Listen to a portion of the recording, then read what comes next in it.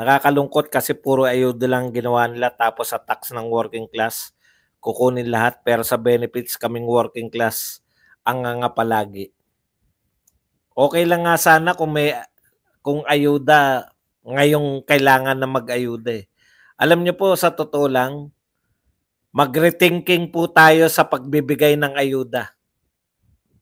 Kasi napupuna lang natin, no? Hindi po kasing dami. May nakita po ba kayo yung may uwi-uwing kahon-kahon ng mga tao? May uwi-uwing kahon-kahon pauwi sa bahay nila o nasa relocation, evacuation center. May dala-dala siyang kahon. Pag panahon po na walang sakuna, ang dami pong binibigyan ng ayuda, no?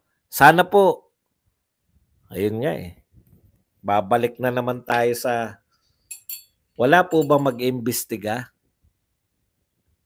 sa perang ginagastos sa ayuda kontra sa perang ginagastos sa kalamidad? Alam niyo po, ang kalamidad po ng tao, ang kalamidad po sa Pilipinas, bagyo, baha, lindol,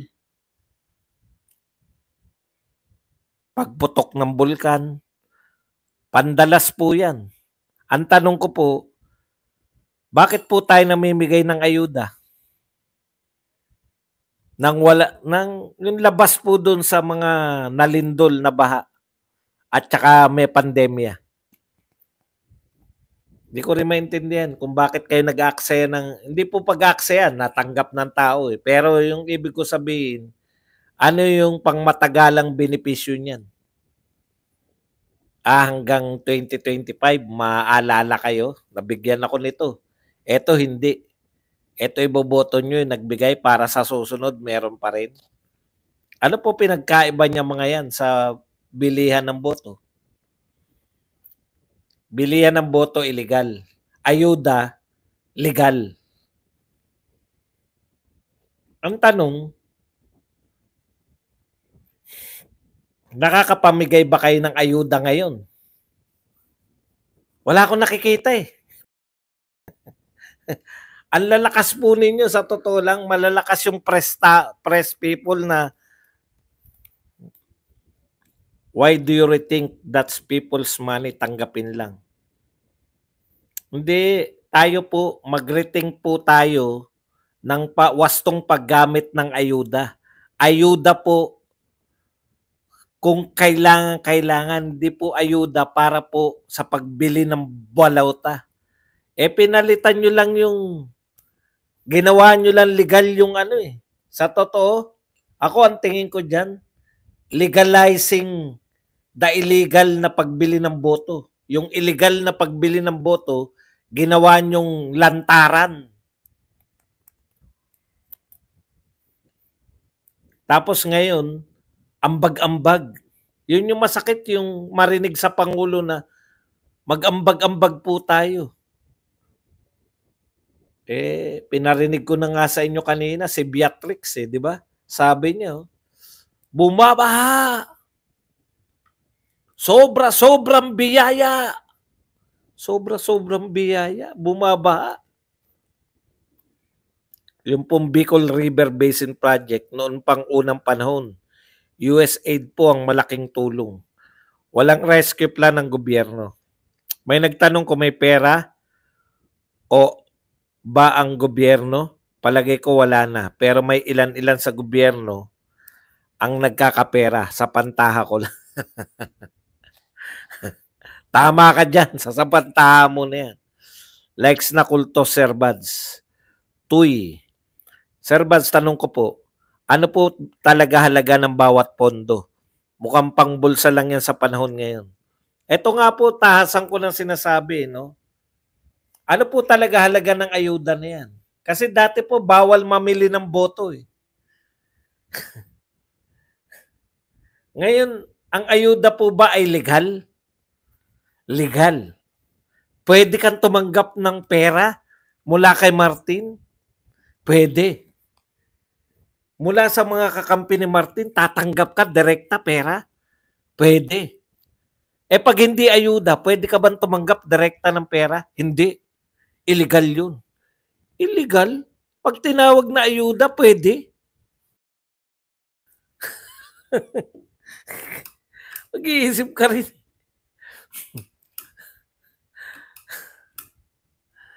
Both Duterte endorse PDP lineup for Senator. Number 1, Marcoleta. 2, Go.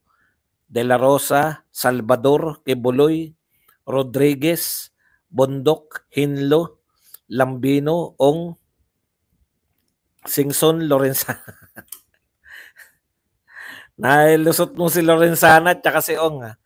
Hindi po opisyal na si Ong at si Lorenzana. Pero kung gusto niyo yan, ay, mangungutang na naman tayo. Dole out at or ayuda has been proven to be counterproductive to self-reliance and progress. Ito po meron na naghamon yan eh. Magbigay kayo ng isang bansa na yumaman dahil sa ayuda.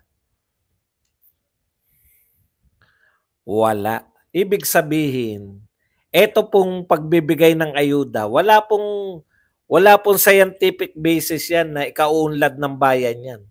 Dapat po, pag leader ka ng bansa, ang una, maliban po sa ganito, no? Maliban sa, siyempre gutom ka eh. Hindi ka makakapagluto dahil hanggang bubong yung baha. Kailangan mo talaga ng ayuda ngayon. 'Di ba? Food packs. Mga matitirhan. Nariyan, dapat kayo sa evacuation center. Pero yan na yung mismo, yan na yung project mo, pangunahin mong proyekto, mamigay ng ayuda. Pabagsak po ang Pilipinas. Kung yan ang pangunahin mong programa, mamigay ng ayuda. Kawawa talaga tayo kung ngayon ang pandemic. Correct. Ako, naniniwala ako dyan. Nga alam ang gagawin. Tapos ang tapang pa, no? Sulsul ng sulsul. China, anti-China. Nga, hindi natin makaya. China pa. Prof. Badong, one of the worst issues is that the Congress are ganging up on PRRD and they are also blind when the ongoing malversation of funds, God save the Philippines. Correct. Di ba? Yung 90 billion po siya, napakalaki po niyan. Pinakuha lang. Hinayaan nyo lang. Ni-investigasyon, wala. Madaming perang Pinas. Kanyang nga lang na ana. Hindi po basta tatakbo si PRRD, hindi ako updated. Hindi po ba tatakbo si PRRD? Tatakbo po mayor. Nag-withdraw na si Lorenzana sa senatorial race. Also, Prof. Badong, this government is quick with band-aid temporary solutions and not with livelihood programs and creation of jobs. Hindi po totoo yan, Ma'am Chinay. Mabagal nga po magbigay ng ayuda ngayon eh. No? Hindi po sila quick. Actually, wala nga silang band-aid solution ngayon eh. Di ba ang band-aid solution ngayon dapat iligtas mo yung mga nasa bubong. Manghiram ka ng mga rubber boat. Wala po silang band-aid solution talaga. Kahit band-aid solution, wala. Ang ginagawa po nila, planado po yan, nakalatag po yan. Dito, mahina tayo sa mga lugar na to. Bugbugin natin ng ayuda yan para lumakas tayo sa Davao City. Para lumakas tayo. Kaya ayuda malaki. Bumabaha ng pera sa... Ang ibig ko po sabihin, pamimigay nila na ayuda before magbagyo. O tama naman yun, si BP Saran una namigay ng ayuda ngayong may bagyo. Agree ako, Sir Bad, sa pagbagsak ang Pilipinas kung ayuda nation tayo. Oh, correct po yun. Kasi wala eh. Ang ayuda, ano lang yan eh. Job creation dapat. No? Kaya po yung build, job creation po yan. Dami pong nagtrabaho dyan. Madali lang po intindihin kung bakit yung build ni Tatay Digong nagpapaunlad ng bansa. Sa dami po, eto na lang, yung direkta na lang. Ang dami po manggagawang ini-empleyo niyan. Kung marami pong manggagawa, maraming pambibili yung mga manggagawa. Yung mga sari-sari store, kikita. Di ba? Yung mga karinderya, kikita. In return, yung karinderya, sari-sari store, mamimili yan sa palengke, mamimili yan ng supply. Kikita yung binibilan nila ng supply. No? Yung mga binibilan nila supply sa palengke dahil lumaki yung tindahan nila. Maraming may trabaho. Simple lang po yung tawag doon, paikot na kalaka. Ano po yan sa economics, no? Yung paikot na yung parang napaka-normal, trabaho lang naman create niyan. Pero malaki pong bagay yun. Kikita yung may tao. May pambili siya ngayon. Kikita yung mga sari-sari store, karinderya. Kikita yung mga ganun, no? Bibili ng cellphone yan. Kikita yung mga magse-cellphone. Tindahan ng cellphone. May-ari ng cellphone. Tapos, lalago yan. Magdadagdag ng tauhan yung mga nagtitinda sa palengke. Kikita na naman yun. May pambili na naman sa tindahan. May pambili na naman sa karinderya. Ganyan po yung, sa ayuda po. Mamigay ka ngayon. Kainin niya, tapos na. Ubus na kagad. Wala, hindi po continuous eh. Kung trabaho po ang binibigay ninyo, continuous po yun. Economic cycle, correct. Samantalang ito po, yung ayuda, naibili na yan, pag naubos na po yung ayuda, wala na pong kasunod. Buwan-buwan ba yan? Di naman po buwan-buwan yan. Pag trabaho po create mo, ilang buwan ba nagtatrabaho yung mga tao na yan? Ilang taon bang gagawin niyang mga highway na yan? Pagkatapos na isang project, lipat na naman sila ng project. Tuloy-tuloy po eh. Tuloy-tuloy yung ikot. Ganun po yun. Dapat talaga job creation. Bukod pa dun, nakaka-attract siya. Pucha, okay to Pilipinas ha. Maganda na structure ha. Pasok tayo dyan. Magaling presidente. Di ba? Magaling presidente. Hindi naman po sabihin, magaling presidente. Bakit walang tinatayong mga infrastructure? Magaling pala. Yun nga po yun. Hindi ka makakuha ng pampondo mo eh. Paano ka magagaling?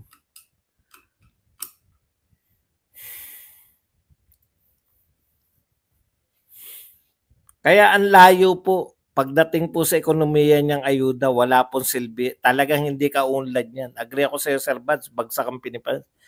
Boss Bads, kung sa buhaya yung 40% na SOP ng mga projects, tas kanya pa yung kontrata dahil contractor din yung congressman, di kanya inflationary ang epekto ng puros ayuda kahit na wala ng kalamidad. Sa Kaserban, sa panahon ni PRRD, yung dredging operation sa ilog buwan-buwan, di tumitigil. Kaya di tayo masyadong binaha. Dapat continuity, hindi pina-OA tuloy ni BBM. Pinagpatuloy. Hindi po pinagpatuloy. Correct. Yun naman talaga, di ba? Kaya natin to binoto. Kaya ako binoto yan. Dahil sa continuity. Ako nga, yan pa kinakampanya po. Sabi ko noon, hindi po pwedeng kada 6 na taon maghanap tayo ng magaling lang. Hindi po pwedeng magaling lang ang pinipili natin. Kung hindi, yung mag-continue. Sa totoo lang, parang pera pa ni Martin ng Kaban ng Bayan. Sobrang spoiled, sobrang kapal ng face, sobrang nakakagigil kawalan ng Pilipinas. Kay Tatay Digong maraming may mga trabaho sa build project. Boss Bad si Goma may kaso po. Yun nga po eh, no? Alam niyo, eto po yan, no? Nahalata na natin yan eh. Yung mga nagmaisog. 'Di ba? Yung mga naunang nagmaisog. Cebu City. Pagkatapos ng Davao, Cebu na eh. Tapos yung dun sa Tagum, yung gobernador ng Davao del Sur ba, del Norte. Parehong suspendido yun. no? Alam na po ng mga politiko 'yan eh. Yan po, regardless po yung sino nagkaso sa iyo. Siyempre, hindi naman si BBM magkakaso, hindi naman po yung mga direktang involved, no? Pero alam niyo na 'yun, no? Kumbaga, yan yung harap-harapang patago. Harap-harapan ipinauunawa sa iyo at sa lahat. Kayo ang ginagawang ehemplo na pag kayo ay kumampi sa Duterte, yan ang mangyayari sa inyo, suspended. Hindi nakinig si Goma. Akala niya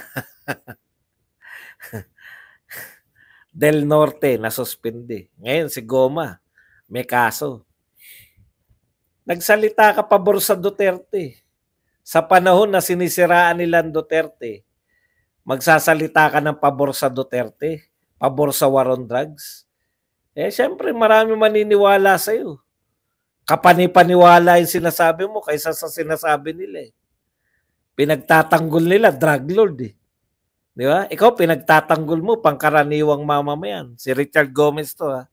Paano ka hindi kakasuhan, Richard? Pinagtatanggol mo yung mga nakinabang sa war on drugs. Mga pangkaraniwang mamayan. Pinagtatanggol mo yung lugar mo. Ano yung sinasabi mo? From yung Ormoc City bilang drug capital. Tama ba? Drug capital of Region 8 hanggang sa naging most peaceful city after ng war on drugs. Pag malaki mo ba naman, hirap na hirap nga silang pasamain yung Duterte. Biglang isang salita mo lang.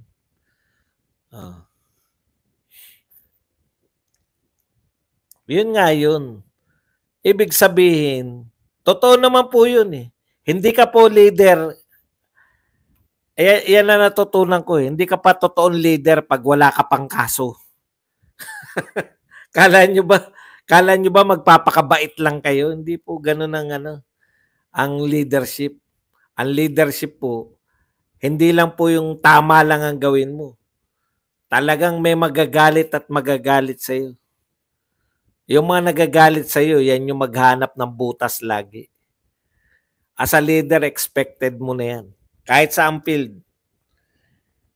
Kala nyo, magpakatino lang akong leader, wala nang Tatay Digong, napaka-effective, napaka-popular. Pag tapos ng termino, rest back, ang daming ang dami na sagasaan eh. Una, ang daming hindi nakapagnakaw for 6 years. Hindi po natin sinasabi na yung galit na galit kayo kay Duterte ay mga magnanakaw. Hindi. Wala po akong sinasabing ganyan. Ang sinabi ko, maraming hindi nakapagnakaw ng 6 na taon na nungkulan si Tatay Digong. Maraming hindi nakapagnegosyo ng illegal. Boss Bas, takot tuloy ako uuwi ngayong December dahil sa mekos-mekos sa airport. Balik na nga uli, di ba? Balik na uli sa nagpa-plastic na uli yung mga Pilipino. May pantry, pipila ko. Nagsabi lang ng totoo si Richard Gomez sa war on drugs. Boss, kay Lenny, maraming galit.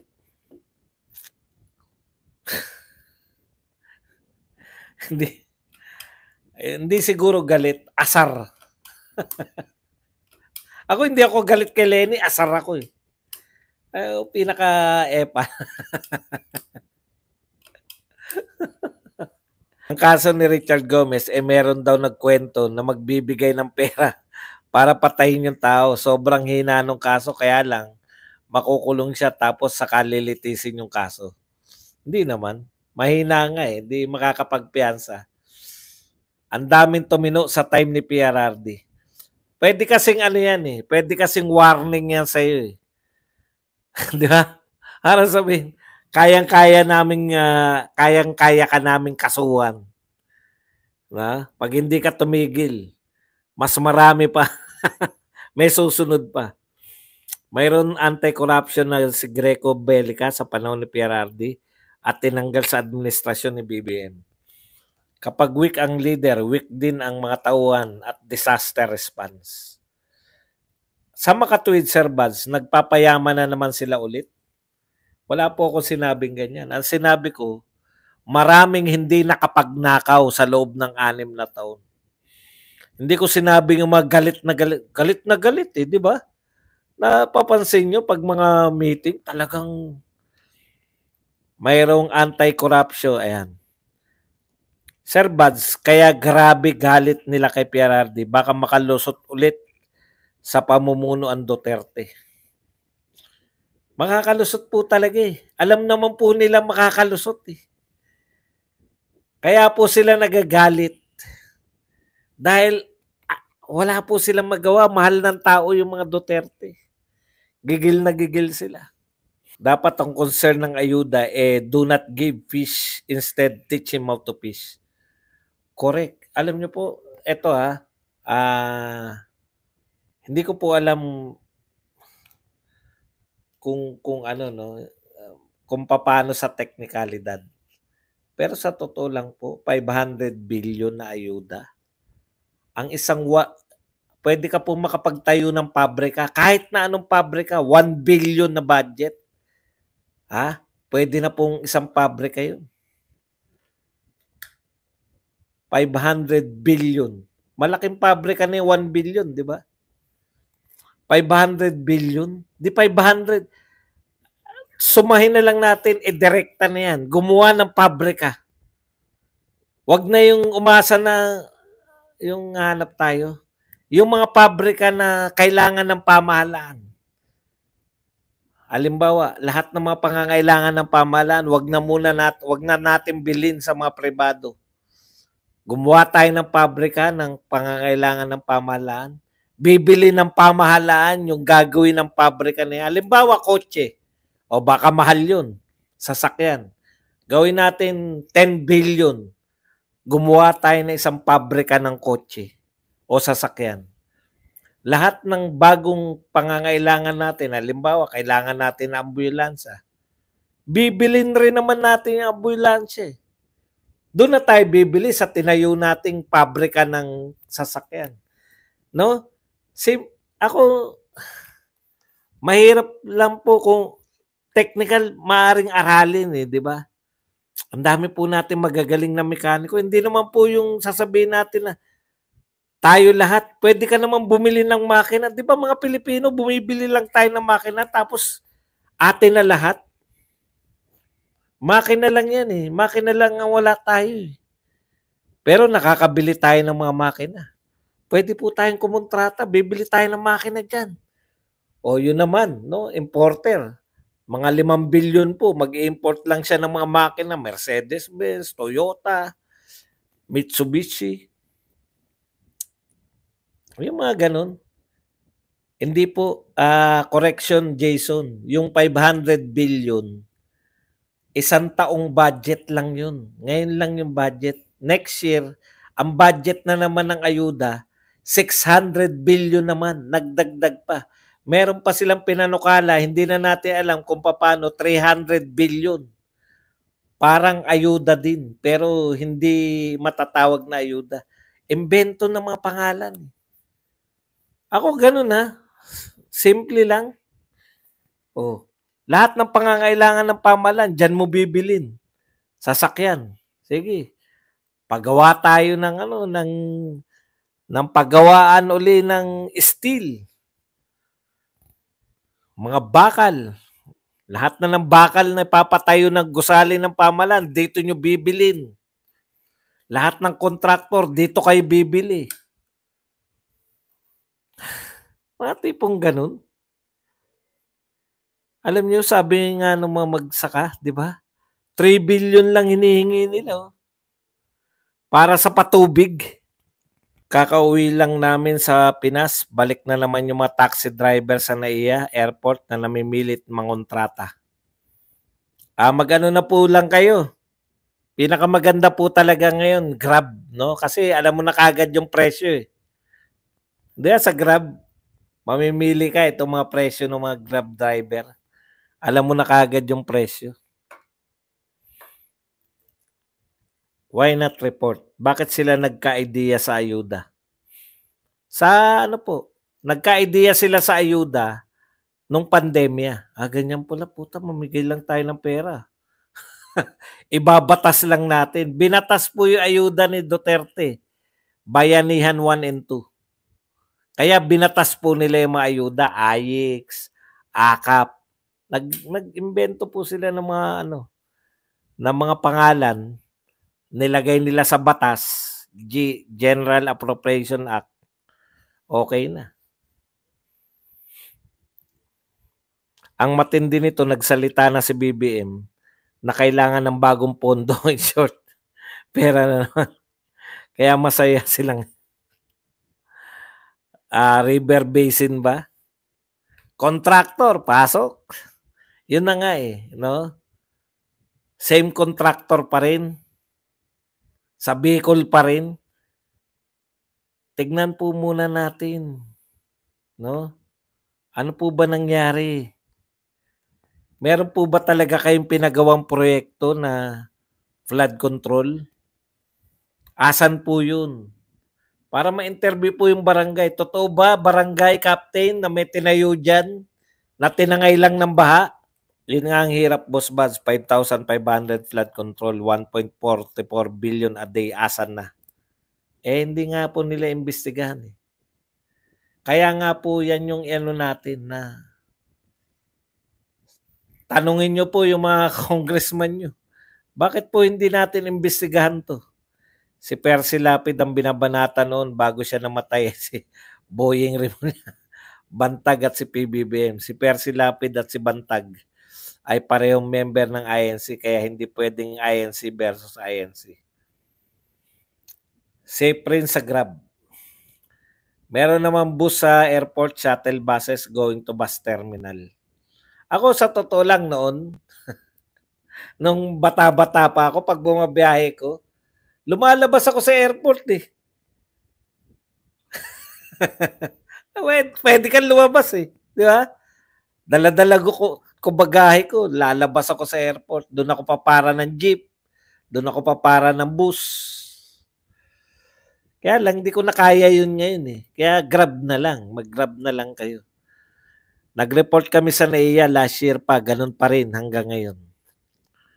Oo, tama. Grabe, sobrang luho naman ni Martin. Kaya lintik makasigaw, attorney. Pumalakpak tenga ng mga hinayupak nung sinabi ni BBM na need ng pondo. Ayuda, legal na corruption, front lang ang ayuda. Si PRRD noon, meron siyang hotline number. Pag may problema, tawag lang sa kanya. Ngayon po, wala. Baka pag nag-report ka ngayon, palaangal ka. Sir Bads, walang puso mga kapwa natin sa admin ni Bangag. Ni Bangag kasi sila. Ginahasa nilang kalikasan kaya nakakaawa. Correct, di ba? Ba't walang investigasyon dyan? Sino mga sana lugar yan? Sa Bicol, mga mayroong flood control? Report daw na kaalyado pa rin lang. Wala pa. Ano update, Sir Bad, sa nahuling drug den sa Malacanang? Ang nakakatawa dito, sa Malacanang po nahuli. Tumulong nga yung PSG. Big sabihin, talagang sa Malacanang, ang lakas ng loob. Mangyayari kaya kay Tatay Digong yan? Noong panahon ni Tatay Digong, may magtitinda sa Malacanang? Siyempre, wala. Yan po yung epekto ng walang takot dahil ang war on drugs ngayon ay cutie-cutie war on drugs. Bloodless pala, cutie-cutie tuloy. Bloodless war on drugs.